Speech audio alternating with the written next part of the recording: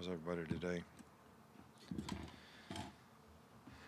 Well, I think we did some really good things in this last game at South Carolina.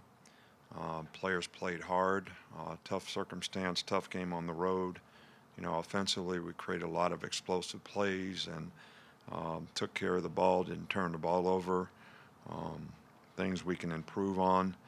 A couple times we, didn't take advantage of opportunities in the red zone. Um, but I think we made significant improvement, and I think that needs to really be the focus for our entire team. You know, Defensively, we played well at times, but we made some mental errors that allowed them to, keep possession of the ball, which is not a good thing, but made some big red area stops that, kept them off the board, got a couple turnovers.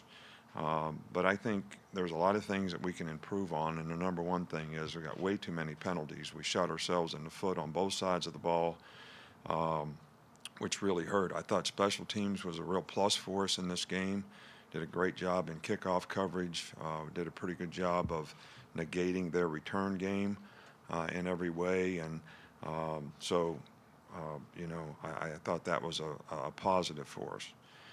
I think our focus needs to be on, all right, here's what we're doing well, here's the things we need to improve on, and we really got to go to work on that. But there's three intangible things that we got to make sure we're getting from all the players that play, no matter who they are or what team. All right, that you're playing to a level of toughness, you're giving a level of effort to the standard that we needed, and we're playing with the discipline that we need to execute. And a lot of these penalties that we got in this game, were unforced errors, jumping off sides, things like that, critical situations, not substituting correctly on defense. I mean, we cannot put ourselves in those positions.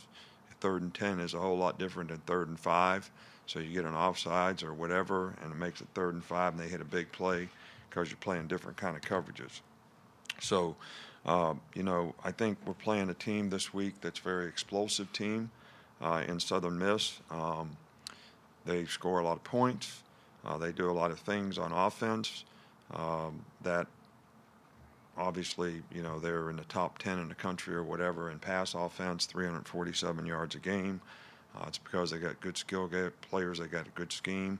They dish the ball all over the perimeter, make you, play in space all the time, which we need to do a good job of. The quarterback does a good job of executing.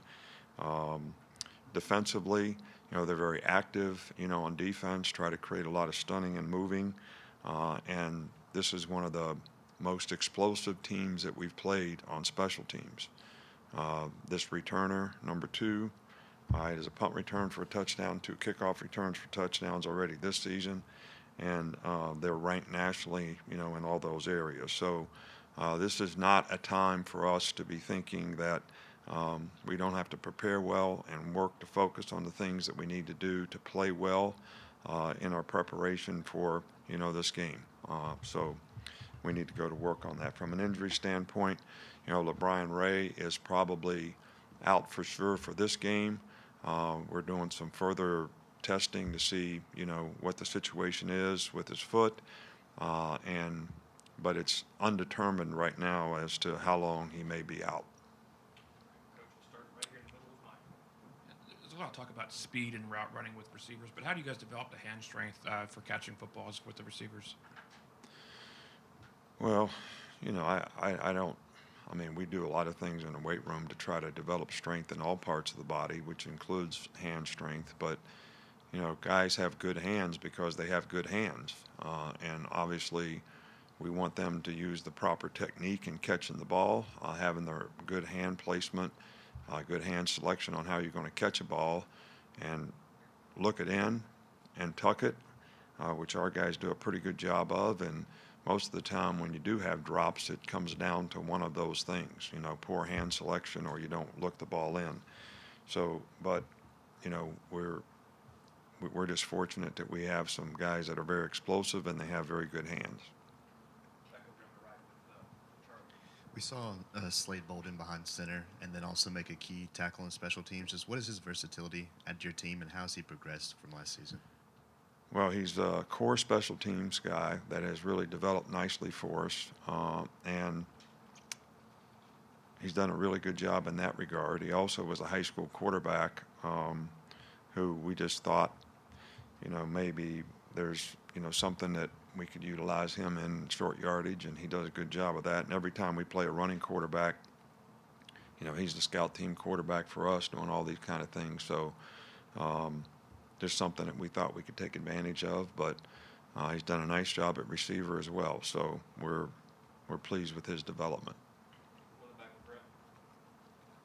To stay on Slade with that Wildcat package that he was in, you used other specialty packages. How are those installed? Is that a week by week, or do you put those in the preseason? And how much does this roster allow you to have a lot of options with those? Well, I think you want to feature the players that you have. So if you have players that are capable of doing something, we'll ask them to do it, which Slade can in this case. We usually decide, how we want to do short yardage from week to week, even though you have some basic things that you always do.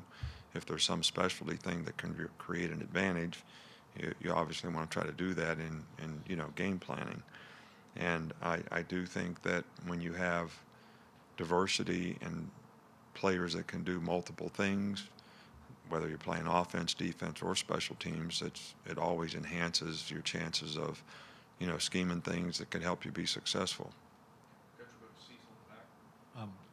Coach, for whatever reason, the punting has still been inconsistent in the games, and as you mentioned, they have the number one punt returner in the country coming in. Do you look at things differently? How do you approach that? Well, we got to get better execution.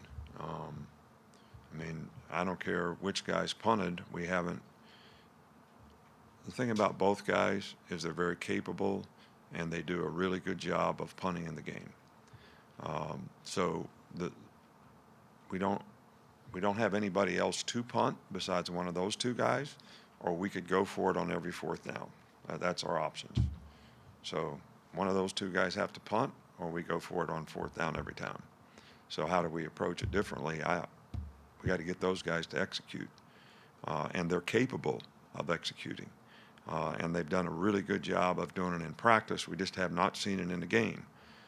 How you drop the ball is very important to how you punt. And almost every punt we've had in a game so far, the guy drops the ball inside, so you're going to kick the ball low, and not with good placement.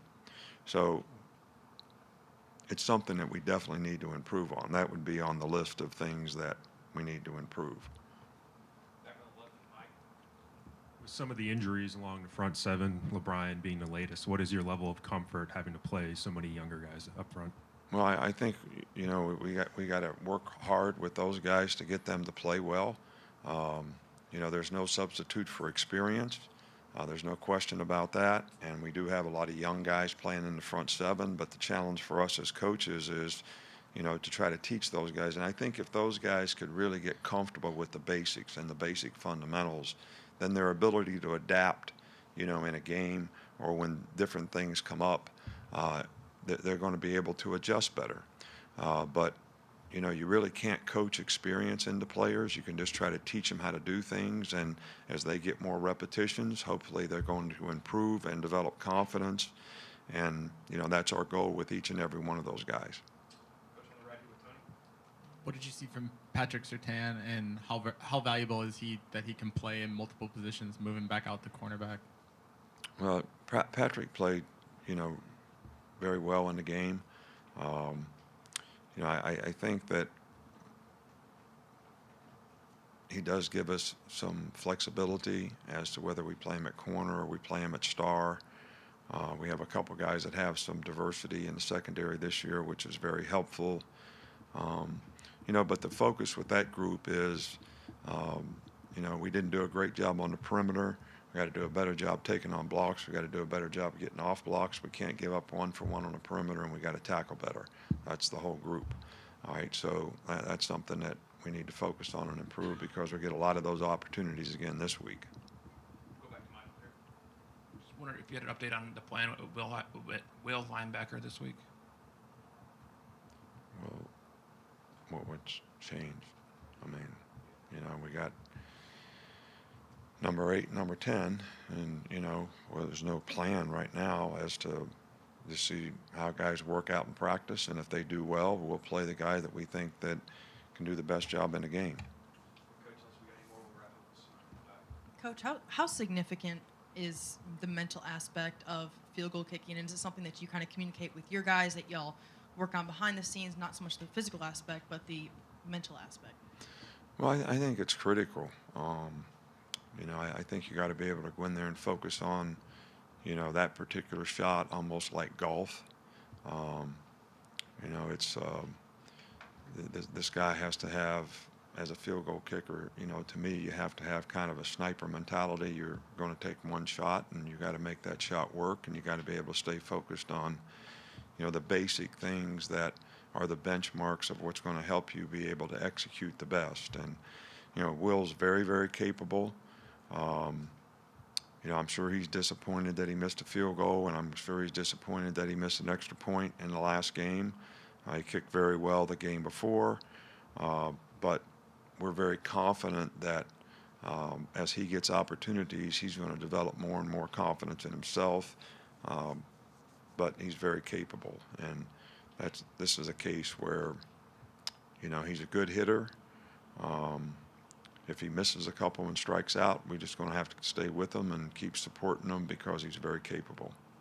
All right, Coach, that's it. Thank you. All right, thank you.